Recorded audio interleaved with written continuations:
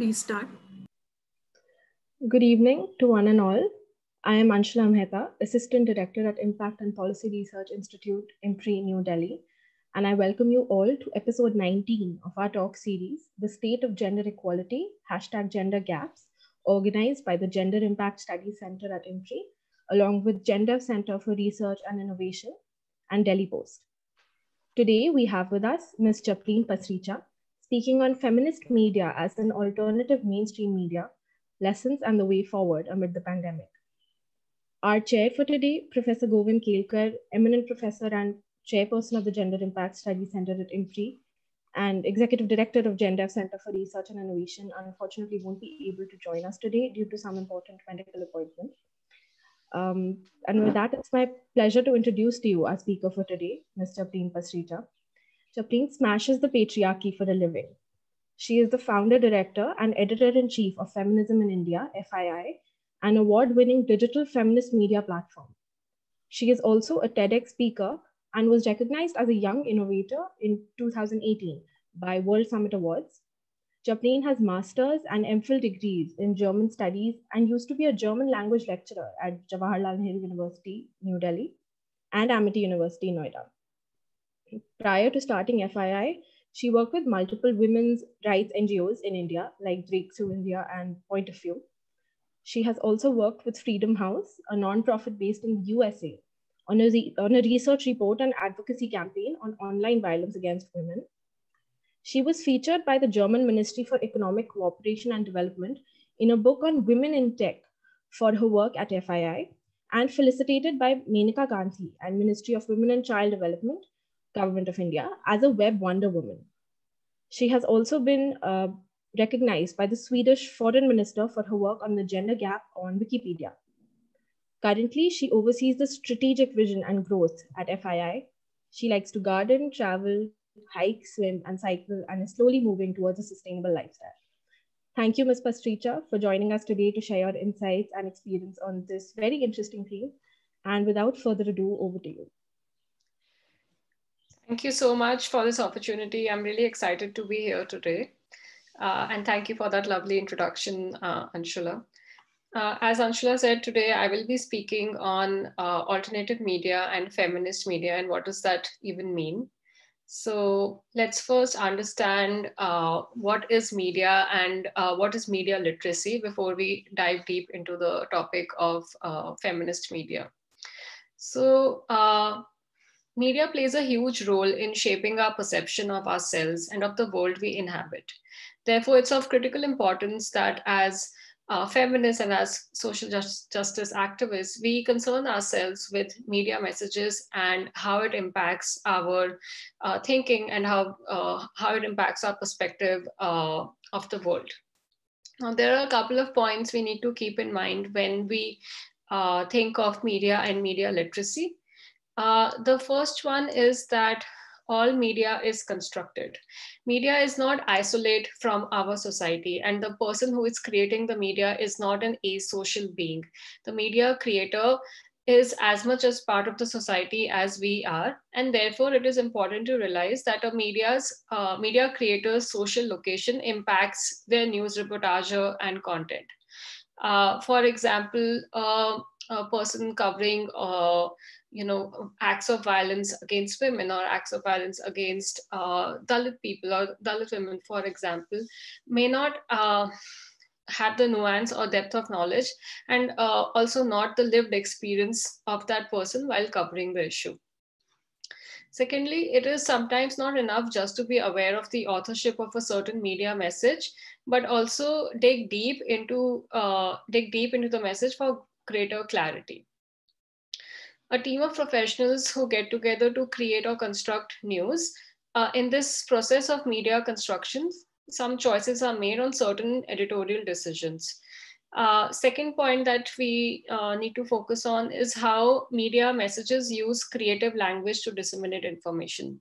So whenever we see any kind of media, be it print, digital, TV, we see there are always certain usage of images, sound, color, music, movement, environment, and camera angle, which are used in the process of news construction to evoke certain feelings and sometimes even predetermined feelings, and that can again have a huge impact on how we are perceiving the subject that is being discussed in the media.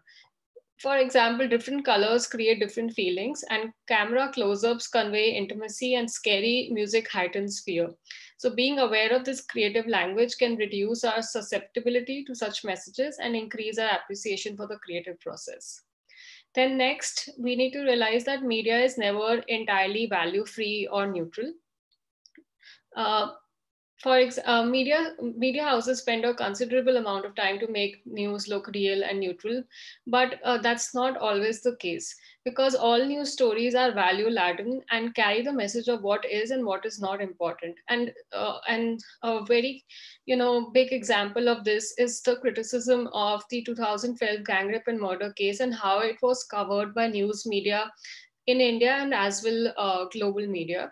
One of the biggest criticisms is that the 2012 gang rape case was not the only gang rape and murder case in India, and it was not the only heinous case in India, but the kind of media reportage that it received was overwhelming. And that same reportage is not then dedicated to other such rape cases. So the question then becomes like, does media choose to highlight some cases and some cases are then not highlighted? And it really depends on what the media chooses and then how people perceive it, how they react to it.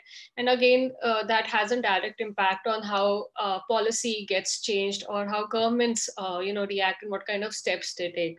Even recently, the Hathras case that we have seen, it was really hyped. It was covered by news media very broadly, which is a good sign. But we don't we if we stop at covering one case, and but there are always cases of violence against Dalit women. So it is not enough to highlight one case and not be selective when any media is highlighting and amplifying a case of, for example, gender-based violence.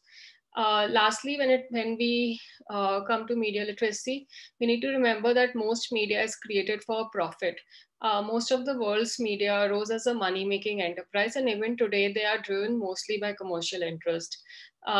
And with democracy under threat across the world, it is important that as media consumers, we are aware of who's sponsoring our news, especially, and hold both news channels as well as their advertisers accountable for misinformation.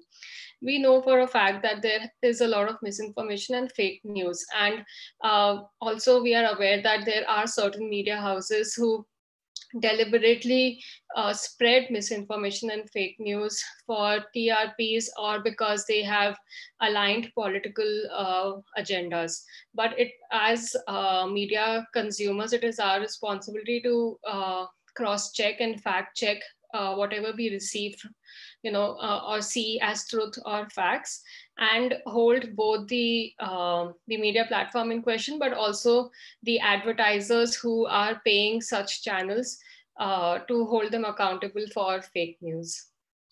Now, this was about what kind of impact media has and how, as consumers, we need to consume media. Now coming to alternative media. Alternative media is a very commonly used word nowadays, and we see a lot of newer media platforms cropping up thanks to digital media and social media. But what is exactly alternative media and how do we define it? So a couple of points under this.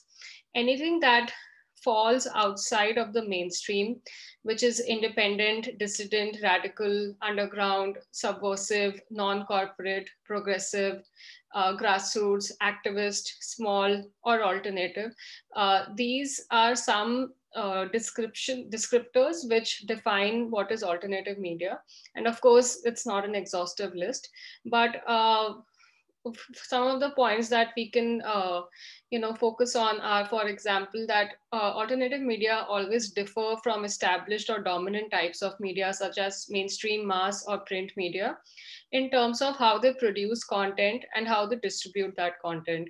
And as I mentioned, with the onset of digital media and new media, there have been, you know, a boom in alternate media, and especially with respect to social media. And that's another important point when we talk about alternative media, is that alternative media uses a wide spectrum of communication technologies and formats. So now you see that there are media platforms that are completely operational on YouTube, or that are completely operational on Facebook or Instagram. Then there are also media platforms which are just based on a newsletter, where they send you important news of the day in the morning, or they explain you the big news of the day and also other important news from the day. So these are different forms of alternative media that today we can see and consume. When we talk about alternative media, and especially from my context here, because I run a media organization which is a feminist media organization. So now, what is feminist media and why do we need it? When I started FII, it was back in 2014. And at that time, as a young student who was studying in Jawaharlal Nehru University, I was trying to educate myself about the feminist history of India, about the contemporary feminist and women's rights movement. And I couldn't find a place where I could find such information which is easily accessible, which is in a more accessible language, and it's not written in an academic language, and it's not behind paywalls. And at that time, in around 2012-13, there didn't exist a feminist media platform which was specifically dedicated to focusing on women's issues, gender issues, sexuality issues, etc. Although many such platforms existed in the West, especially in the US, there are platforms like Bitch Media. There is the MS Magazine, which is a really old platform dedicated to women's issues. Then there is Everyday Feminism and Feministing.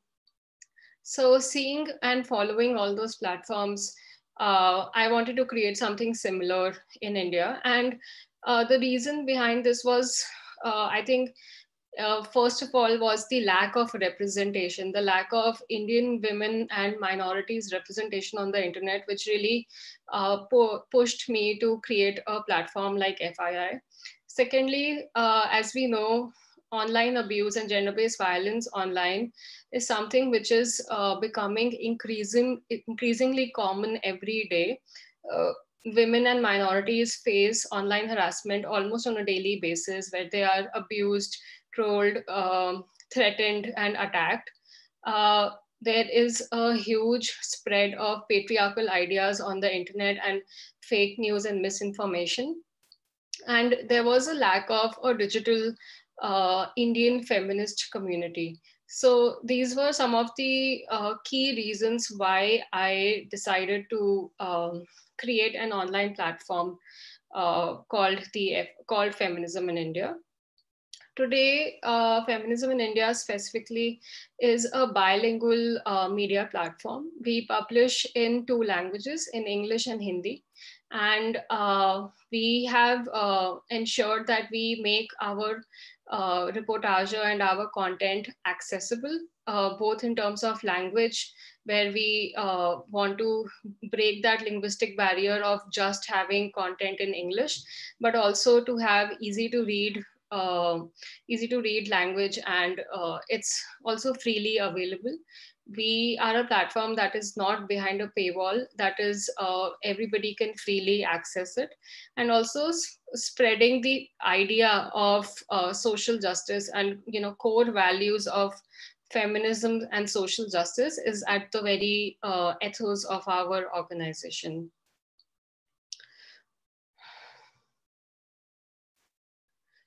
Now, coming to the points of gender in media and also regarding the pandemic, first I would like to speak a little about gender and especially gender-based violence in media. Um the discourse around the scale of gender-based violence has been gaining momentum all over the world, and especially in India.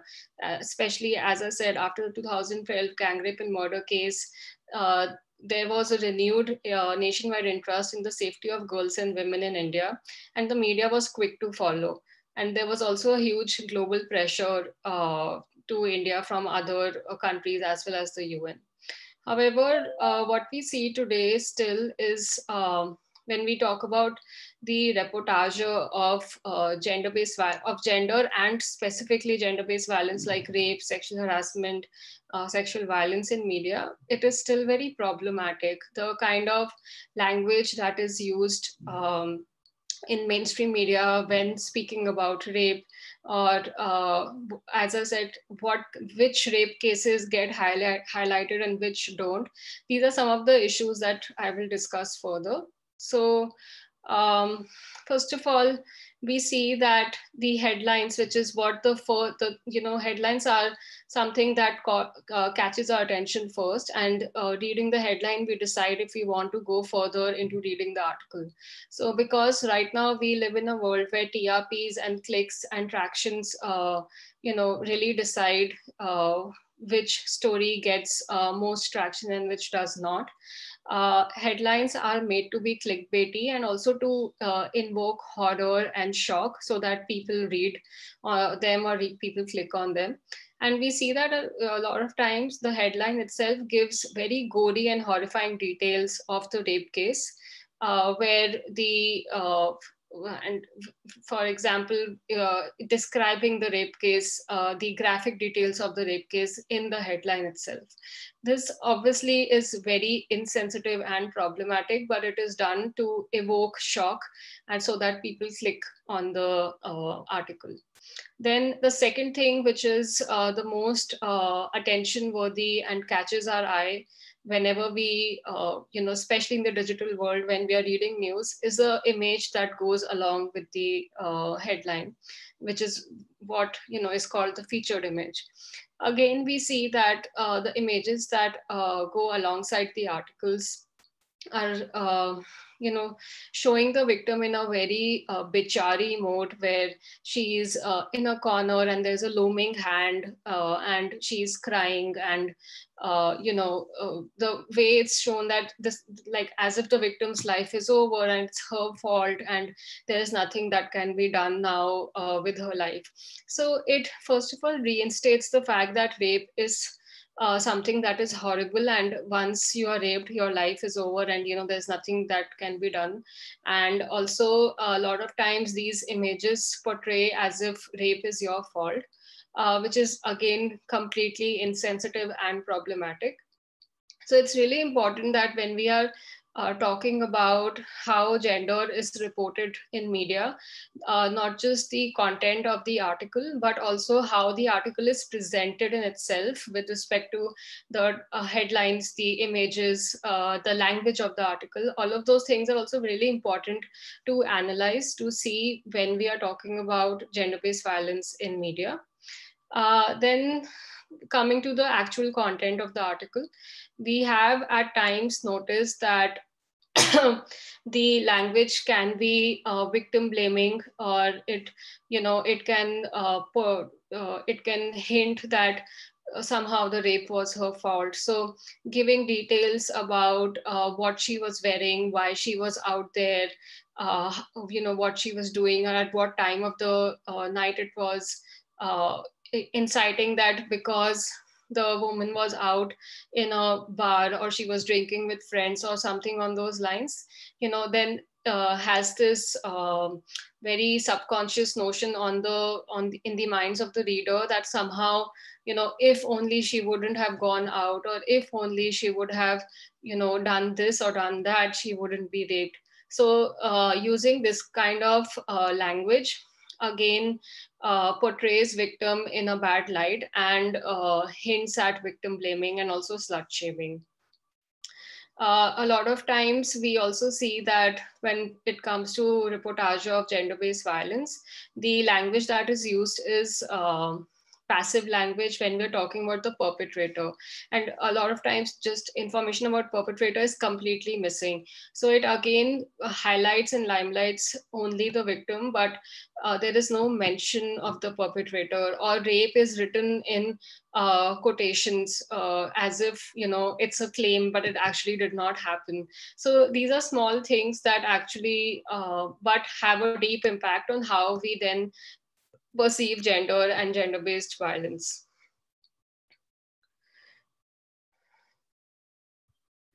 Now, just one second.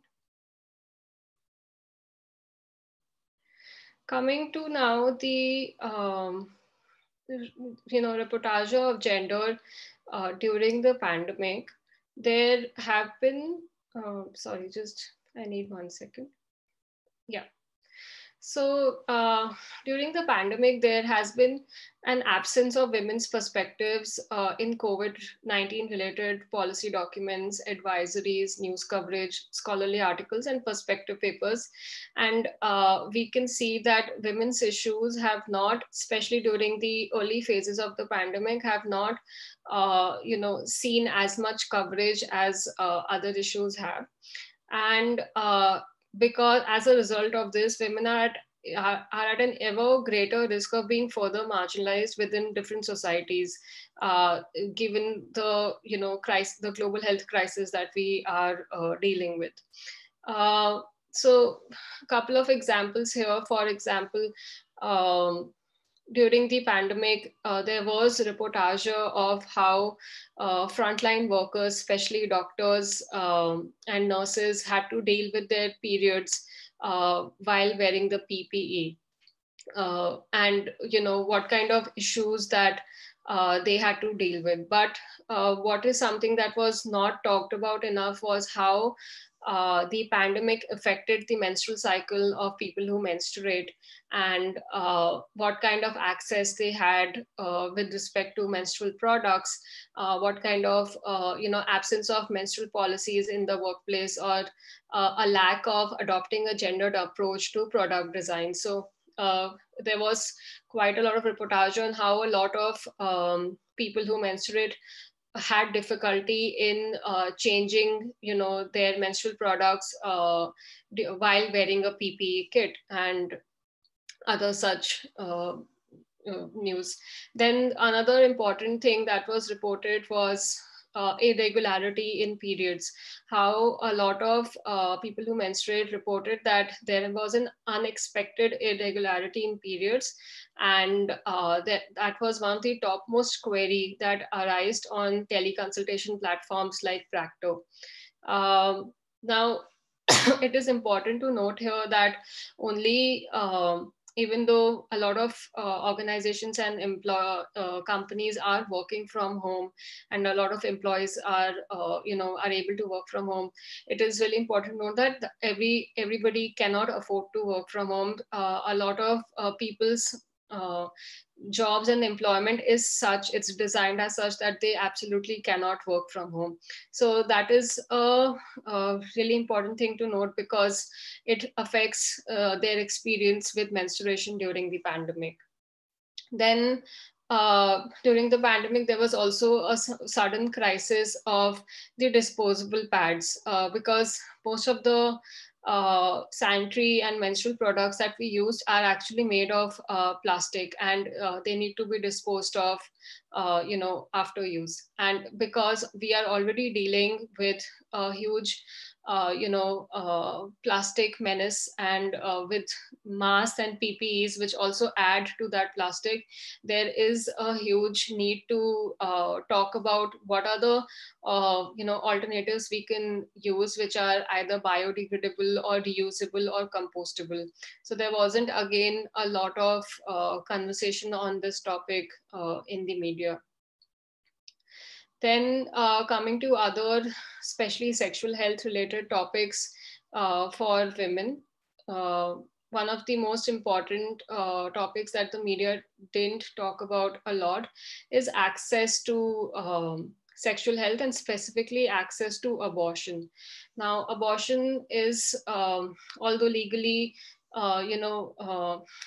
accessible in India, it is still a very stigmatized sexual health service, and a lot of women are not aware that abortion is actually legal and that they can access safe abortion, and there's a lot of stigma and taboo around it.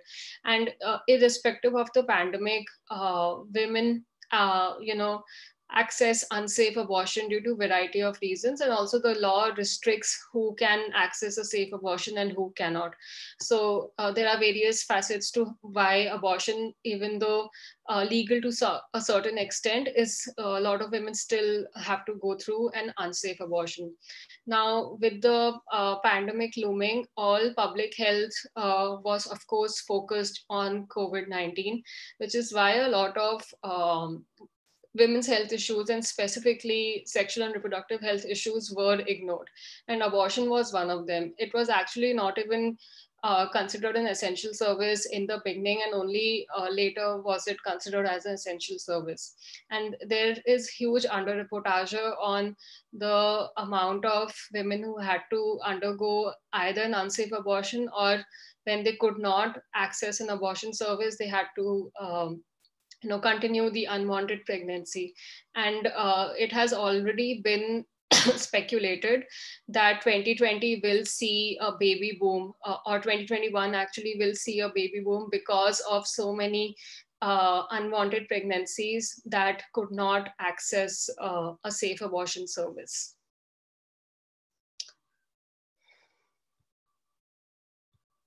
Can I just ask how much time do I have before continuing? Can you take another 10 minutes? Sorry, another 10 minutes. Am I audible? I don't know what's wrong with my... Yeah, now you're audible. Yes, okay. Please go on. Yes. Okay, thank you. Sorry, I just have some sore throat. Yeah, so as I was saying, women's access to safe and confidential abortion services is a challenge even under regular non-pandemic circumstances, and with unsafe abortion still being among the top leading causes of maternal mortality in India. In the current public health emergency situation, where almost all public facilities have been repurposed to have a COVID-19 management focus, there are actually very few facilities that are providing abortion services. And although the government later identified abortion as an essential service, women continue to face barriers to access it. And there's likely to be an increase in unplanned and unwanted pregnancies at present due to a variety of reasons. Lack of access to contraception, people being stuck at home for days on end, resulting in not only higher frequency of sex, but also higher increased rates of intimate partner violence and rape. Two interesting points to note here is Dunzo, an app which provides pickup and drop services, reported that contraception and pregnancy tests were one of the topmost products that were ordered during the pandemic by them. I mean, by customers who access this app. And secondly, again, there was under-reportage of domestic domestic violence, yes, but also of intimate partner violence and rape. And given that in a country like ours, where marital rape is still not recognized as a criminal offense, it is virtually almost impossible to estimate the number of marital rapes that happen in our country. So already in a non-pandemic situation, it is very difficult to report marital rape. And during the pandemic, again, there were increased rates of partner violence and rape, but there was under-reportage. Many women found themselves to be pregnant during the lockdown, and not everybody who did not wanted to continue pregnancy were able to access safe abortion services. And Another thing that we have seen and rise in during the pandemic is of telemedicine, where women and healthcare, especially ASHA workers and other healthcare professionals, are seeing an increase in people reaching out to telemedicine when they have, no other access to experts and doctors. And I think that would be a learning from the pandemic, is that, telemedicine is something that we need to work much further on, and, have greater access, because even after the pandemic, there will be areas and places where, and we are aware that in our country, medical access is not as easy for people living in remote areas or villages. So telemedicine is the way forward, and the government should definitely work further on this. Now, sorry. Yes, so just to conclude my today's presentation, it is definitely, I would say that it's very important to have alternate forms of media, not just to give to bring in diversity in the media ecosystem, but also to hold mainstream media accountable, because a lot of times mainstream media might be, influenced by profits or by political or business agendas. And that's why alternative media's responsibility, that's where all the alternative media's responsibility comes in. And we have also seen that a lot of alternative media platforms are led by citizens and are led by citizen journalism. So that also helps in reporting and doing better reportage, where sometimes mainstream media is unable to reach. So it gives the power directly to citizens to talk about their issues. And social media here has played a huge role in giving citizens that power and autonomy, where they can talk about the issues, where they can highlight what is going on in their area and in their region, and especially when no other media has been able to report or has not reported for whatever reason that may be. And lastly, I would say that with alternative media, of course, also comes the responsibility to, fact check, to ensure that misinformation is not being spread. And it is really important to, whenever either as creators of alternate media or consumers of alternate media, it is important for us to understand that we don't, end up becoming what against what we actually created, a new media startup or a new media organization. So being grounded to our values and being grounded to what we believe in and why we started an alternative media platform, or why the need of alternative media is, why is the need of that kind of media remains. I think it's really important to be very grounded in the values that we hold for alternative media. Thank you. Thank you, Mr. Prem, for that very, very insightful talk, where you've highlighted some pertinent points on feminist media as an alternative mainstream media. We are delighted and very grateful that we've been joined by our chair, Professor Govind Kelkar, eminent professor, chairperson of the Gender Impact Studies Center at IMPRI, and executive director of GenDev Center for Research and Innovation. Ma'am, I'd like to invite you to come in and give your comments on the topic. Thank you, Anshula. I can only say at this time that I heard almost towards the end the need for alternative media. So I would request that let others speak and I would come towards the end. Is that okay? And I'm sorry I was held up at the doctor's place, and you know how doctors are. They keep you waiting forever. So I was stuck in that. So I'm sorry, just please, that I missed most of the presentation. Of course, I know about you, so I'm really very sorry. So let others speak and then I would come. Thank you. Right, ma'am. We completely understand. So then I'd like to invite Dr. Simi Mehta. She is the CEO and editorial director of IMPRI. Ma'am, over to you. Thank you. Thank you very much, Japleen. And thank you, Govind ma'am, that you were able to join us. It is always a delight and we are so happy to see you healthy and safe. Japleen, wonderful presentation, I would say, and very passionate. And we really commend the work that you are doing. And actually, this is the need of the hour in the days that are that we are living in.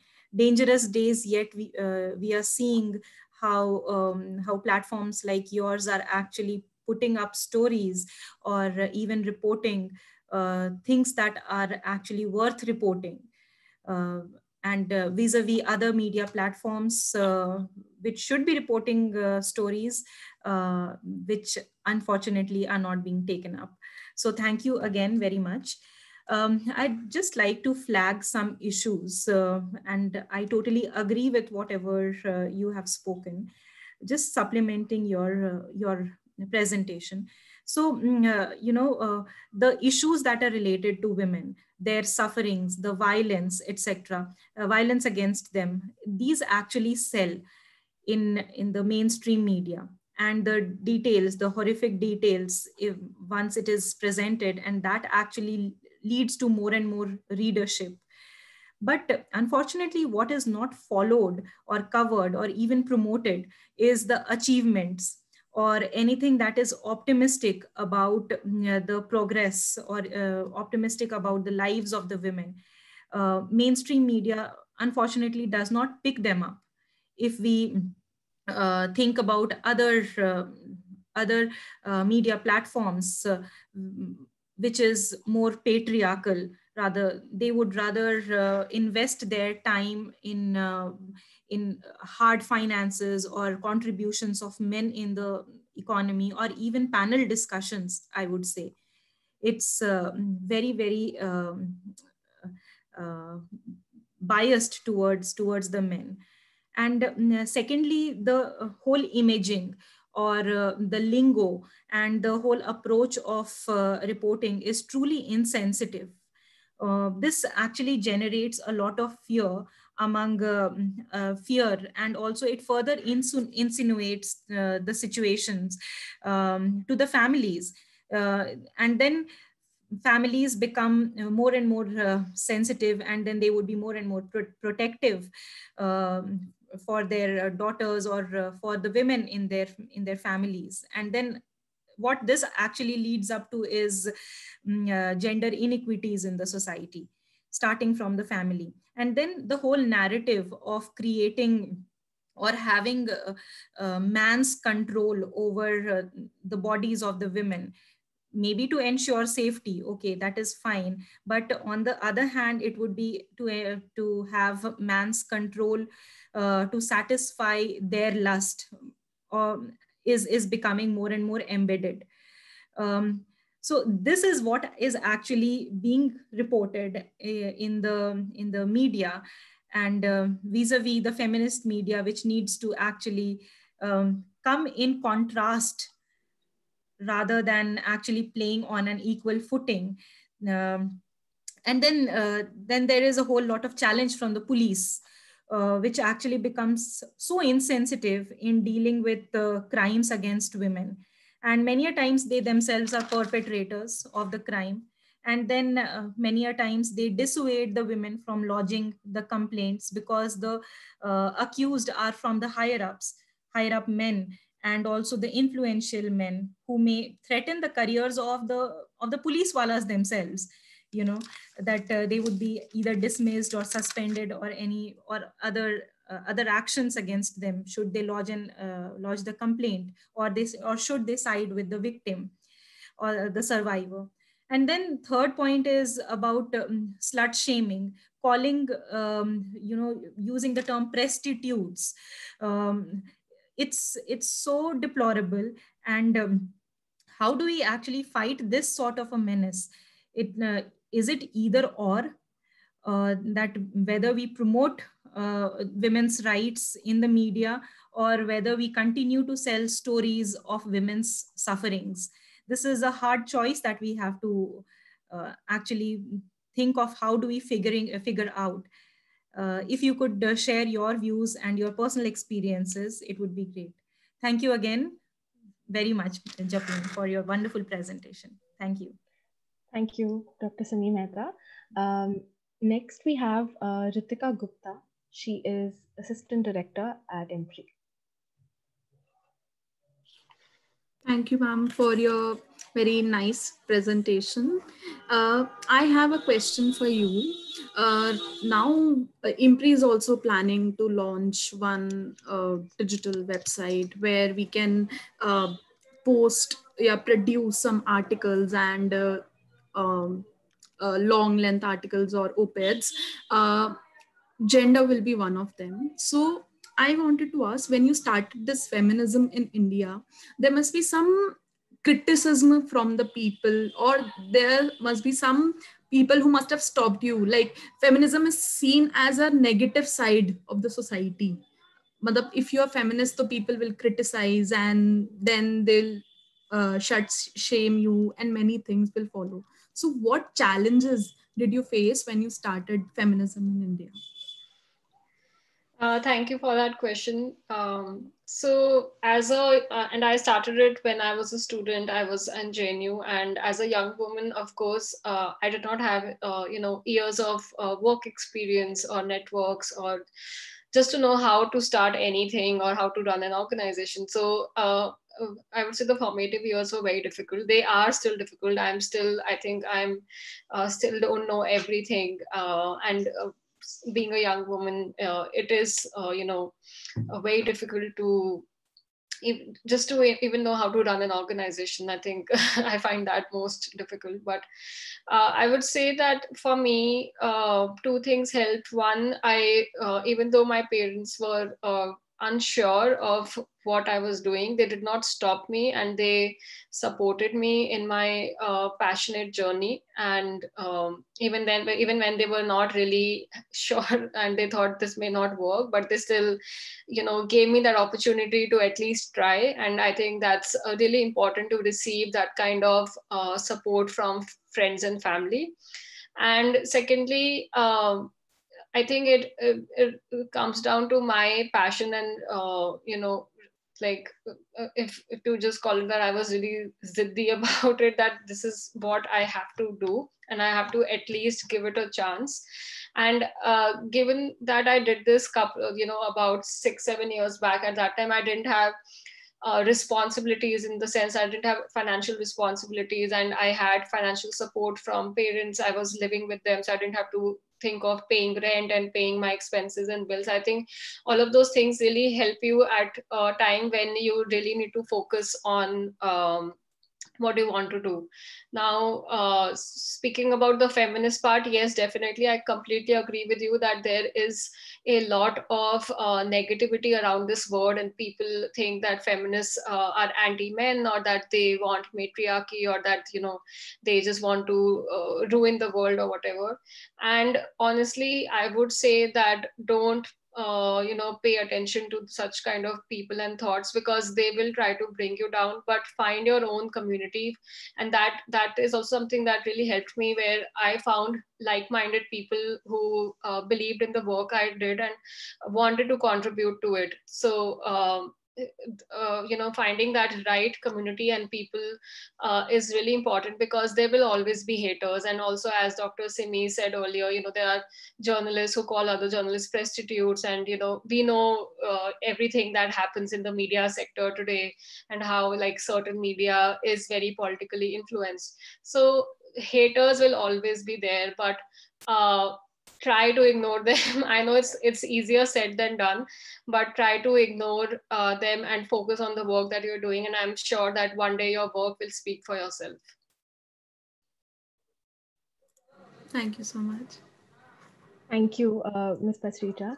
Right before I call Professor Kelkar, I would also just like to add that your point on having reporting on gender-based violence that's responsible and empowering, that's something that really resonated with me. In fact, even at IMPRI, when we were conducting webinars on gender-based violence, that messaging was something that was really important for us. We didn't want to have messaging that was very victimizing or belittling, but having I a sort see you of... up using our posters. I'm sorry? I'm saying that I see that you're using our posters. The posters that I see on the screen are created by us. The image, you mean? Yeah, yeah. It's in Creative Commons. Yeah, right? yeah, Yes. yeah. So that was actually part of our gender-based violence project, where we, Right. as I spoke about that, the images are very, very negative, and we wanted to create positive images which show resilience, which doesn't show the victim as, some bichari woman. So we created a bunch of 10 images, and we have put them in Creative Commons for everybody to reuse in whatever way that they can. So I'm really happy to see these posters here. Yes, that's definitely something that was important for us, and it's so good to know that it was done by your team. So thank you again, and with that I would invite Professor Kelkar to give her comments. Okay. It is not good to start with saying sorry, but Japlin, I'm really sorry once again that I missed the presentation. It was really, I was held up at the doctor's place. I fully support. I am very impressed whatever I heard that, and whatever I read about you and your writings. The need for alternative media, because that is important. This alternative media creates an enabling environment. It questions, basically, you must have addressed that, the kind of the avla and the bechari women's concept, which is which is so much created, because how women are fighting, what is their agency in spite of how many barriers are there, and women are coming forward, and both in all age groups. That is very important to project that media. They do sometimes mainstream media projects when somebody is made as a kind of hero, and that heroic role is assigned as something she's out of the social norms. But she has defied the social norm. That kind of analysis is very much needed, and that is what missing is. But I also, if I go back in the 70s, and then I see that there is a link between mainstream media and alternative media. When feminists from mainstream media, like Kalpana Sharma and others, they have really influenced Nirja, Kalpana Sharma, and they have influenced how much mainstream media in terms of writing in Hindu or in other papers. And of course, there were challenges that they faced, and some had to lead the kind of thing. But there was, if you see that kind of change in the rape law in India, if you change in the procedural kind of law, criminal procedure code, all this has been due to really feminist media.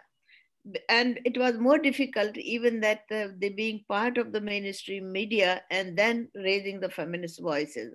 So this history of the mainstream media we need to capture. We don't want to really bypass everything that was done by these early media heroes. But that doesn't really, at the same time, I don't want to have any kind of adverse reflection on the need for alternative media, because now the state system has become, it has encroached all our spaces. Civil societies, media, and they are repeatedly being threatened. And some people say, oh, they are sold. I don't say that they are sold, but they're really this working and projecting the voice, civil society's voice, under the threat of the state system, whatever the nature of the state is, that we know very well. And this needs to be pointed out, and this can be pointed out only by alternative media. And within alternative media, the most kind of important current we need is the feminist media, raising about the agency of women, because alternative media also does not have all kind of feminist streams in that. There are alternative medias who would talk about minus kind of feminist issues or had limited understanding of the feminist issues, taking women, quote, westernized, anti-men. This has been the definition of the feminist feminism and feminist voices. Now, so the role of these women, young and not so young women, has to be really looked into in kind of how they have transformed the mainstream media and how they have created a space for themselves. That is very important. And your presentation, whatever I heard about it and whatever I know about you, is really project that kind of thing. That is very much needed. So it is, we are not talking of any ghetto or any kind of silos for this feminist media, but feminist media within the mainstream media has tried to challenge those social norms that largely influence the projection of women and girls in India.